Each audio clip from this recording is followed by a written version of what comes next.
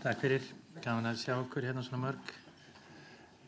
Já, eins og Sigmar sagði, þá heiti ég Hrannar og eitt af því sem ég gerir í lífinu þessar myndir er að vera formaður í félagsskap Geðhjálp og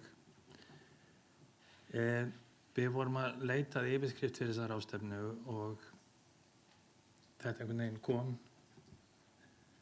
að losna á læðingi og við vitum öll hvað þetta þýðir. Þetta þýðir að losna úr fjötrum, að sleppa, að svona eitthvað gefa einhverju lausan tauminn. Og ég var svona að skoða þetta, auðvitað veit ég tenginguna við Fenrisúlf og öll okkar sem svona við lærðum þetta í skóla og ég var svona að rifja upp sögun og lesa mér til þetta. Sko þessar gömlu sögur, það eru svona 10 stórar sögur svona góðsagnir í heiminum, þessar stóru góðsagnir sem trúarbrögðin hafa lagt til Guðina og hvernig heimurinn var til og við erum svona Íslendingar svona eins og gæslumenn bókfellana í allavega í einu tilfellinu og það er einmitt þessi norræna goðafræði og sagan Fenri og þetta allt, hún er svolítið falleg og þessar sögur, ég sé þær er ekki þarna úti heldur þetta sögur sem tengjast okkar svona sálarlífi einhvern hátt og það er þess vegna sem þær geta hreyft við fólki í hundruðir ára og sagan af Fenri að fyrsti fjöturinn sem var lagður á Fenri, hann hét Læðingur og hann braut hann af sér eins og ekki væri en svo voru aðrir 2, annar hét Drómi og það er komið að drepa úr Dróma held ég að sé sagt sem líka annað svona að losna á læðingi og þriðji hét Gleipnir og það var gerður á svona hlutum eins og dyn kattarins og skeggi konunnar og rótum bjargsins og sínum bjarnarins og anda fisksins og ráka fuglsins svona. Og ég var að hugsa og þetta þetta er svona tengist einhvern hátt sko allir sem hafa orðið einhvern tímann fyrir lent í erfiðum kringumstæðum margir sitja uppi með eitthvað þarna inni sem fjötrarnir og fjötrarnir stundum eftir því sem man brýst meir þá verða þær einhvern veginn ósýnilegri en sterkari. En það er annað líka í sögunni Fenri og Ragnarök, það er líka það að Ragnarök er ekki endir. Ragnarök eru upphafið að nýjum heimi. Og til þess að nýji heimurinn fæðist, þá þurfa gömlu guðirnir að deyja. Og þetta finnst mér svona falleg saga vegna þess að allir sem hafa svona einhvern hátt þurft að takast á við afleiðingar ofbeldis í eigin lífi, hafa þurft að fara í gegnum einhvers konar svona, hreinsunareld. Mér finnst það óbáslega vænt að geta verið á þessum málþingi skipulagt með Drekkaslóð. Ég ber óbáslega mikla virðingu fyrir starfiðinu sem unnið þar og ég er alltaf að heyra meira og ég er að kynnast fólki eins og í aflinni fyrir norðan og fólk sem er að vinna heyrum ekkit, mér finnst við heyrum allt og lítið hvað er að gerast þarna og hvað fólk er að vinna svona mikilvæga vinnu þarna í Kyrrþey. Og þetta leysa á læðingi, það er að lýsa til þess að það er hægt að koma út sterkari manneskju og það er hægt að öðlast alveg nýja sýn á lífið og þetta er svona mikilvæg reynsla sem getur leitt að sér eitthvað jákvætt fyrir maður sjálfan og fyrir heiminn. Byrjum við, ég ætla nú að svona, byrjum við, F5 segir, ok. Sko, við vorum aðeins búin að tala Fenri, svona smá mynd það. En ég ætla aðeins að byrja því að setja ykkur í smá próf. Þetta eru svona 10 einfaldar spurningar og meðan ég er að tala þá getið þið svona í huganum svona farið yfir þetta og séð hvar þið standið og þetta er próf sem ég þýddi á minn ófullkomna hátt úr þetta er kallað ACE, það eru Bandaríkjunum og stendur fyrir Adverse Childhood Experience eða svona mótræk lífsreynsla í bernsku. Ég ætla ekki að tala mikið það vegna þess að ég veit að hún Gyða allar að tala það eftir og ég ætla ekki að vera að taka henni púður frá henni nema að segja þetta er ég fór í gegnum þetta og ég var ofboðslega mikið hugsi. Sko, fyrir einhvern sem svara 6 jáum, af þeim sem svara þessum spurningum með 6 jáum eru 30 sinnum fleiri sem reyna að taka eigið líf eða taka eigið líf heldur en þeir sem svara engu jái. Og þetta eru óbúðslega mikil fylgni á milli þess sem eru seinna meir verða geðraskanir, alvarleg offituvandamál, sjálfsofnæmissjúkdómar og sjálfsvíga, svo eitthvað sé nefnt. Og mér langaði til þess að varpa þessu þarna upp vegna þess að ég fór að skoða þetta og ég hef stundum verið í vandræðum þegar fólk spyr mig hver ertu? Og ég hef oft ekki geta svarað í svona á góðan hátt, en svona því ég las þetta og ég hugsaði með mér, já, heyrðu, ég er einhver sem svara 4 eða 5 jáum á þessu prófi. Og það nefnilega segir miklu meira mig heldur eins og margt annað sem ég geti sagt.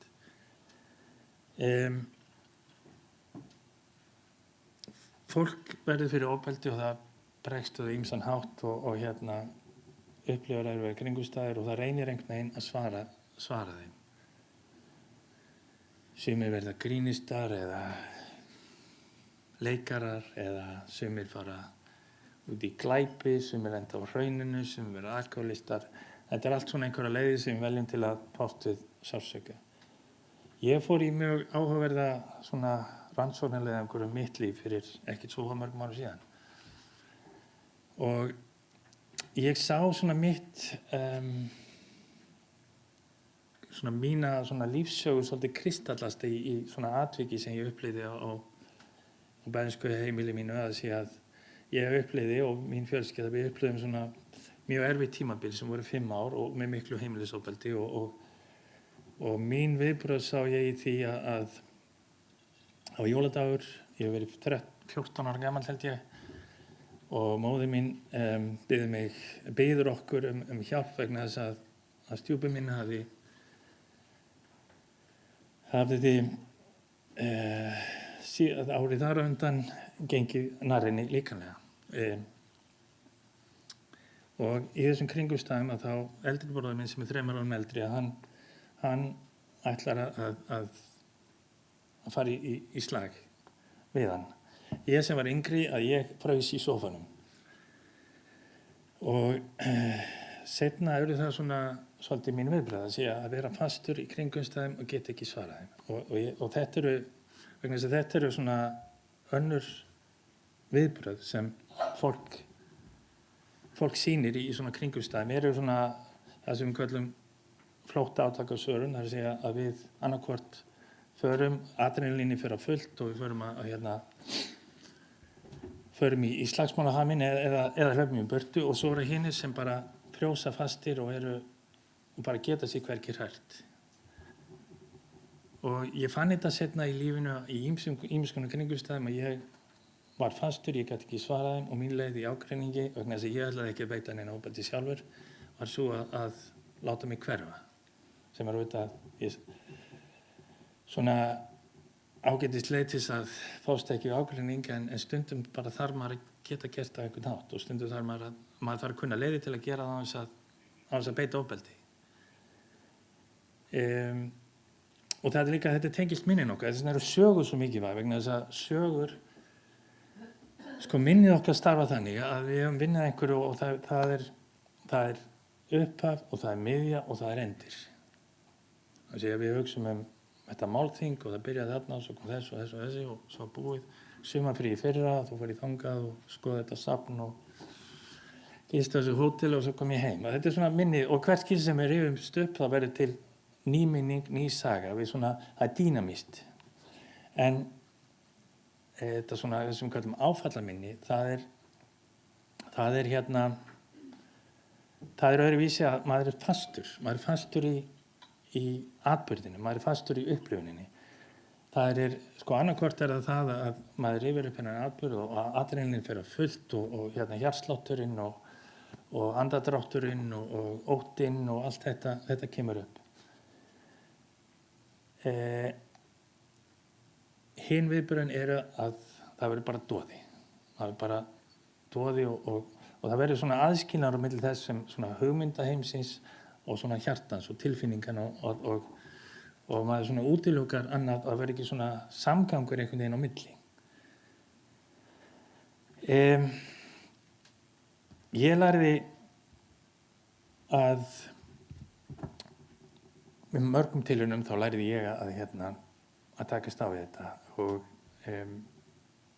ég þurfti mjög margar tilraunir og þetta svona truflaði mig í lífinu og finnaði mig ekki vera partur af einhverju og annað sem það gerir að þetta tekur í burtu tengslin. Þessi að tortryggja heiminn, að geta ekki upplifað eðlileg tengsl, að tortryggja mörg ár þá tortryggði ég allan heiminn, það voru mín viðbrögð. Reynsla mín af fólki yfirleitt verið mjög góð. Fólk hefur yfirleitt reynst mér óbúslega vel, en einhvern veginn var þetta að treysta, sérstaklega það kemur að mjög nánum samskiptum, það reyndist mér afskaplega erfitt.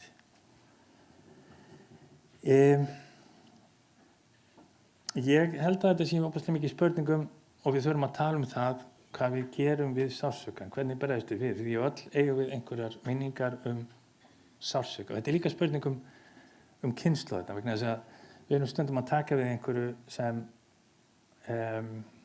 sem búið að ganga kynslóð fram að kynslóð og við okkar og við mamma mín áttum saman óbúslega fallegt spjall fyrir nokkrum árum og það var okkar svona sameiginlega niðurstaða úr þessu það sem við gætum gert og það sem við getum lært að það að við gætum stoppað keðjuna núna, það sem okkur tilheyrir og það er það sem þarf að gera.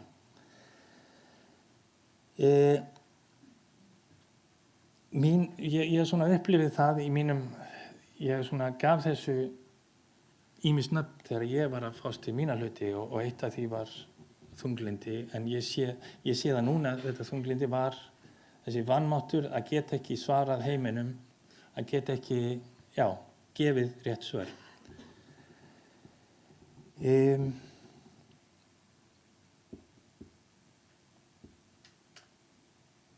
En ég hlakka til að heyra hérna eftir sögurnar, frásagnirnar og hvað fræðin segja. Þetta er óbúslega stórar spurningar og mér langar til að ljúka bara með svona smá tilvitnun í hérna Brené Brown að hvað sögur eru mikilvægar og hvað við höfum mikilvægt að við sláum eignarhaldi á eigin sögu og séum túlkendur eigin sögu og séum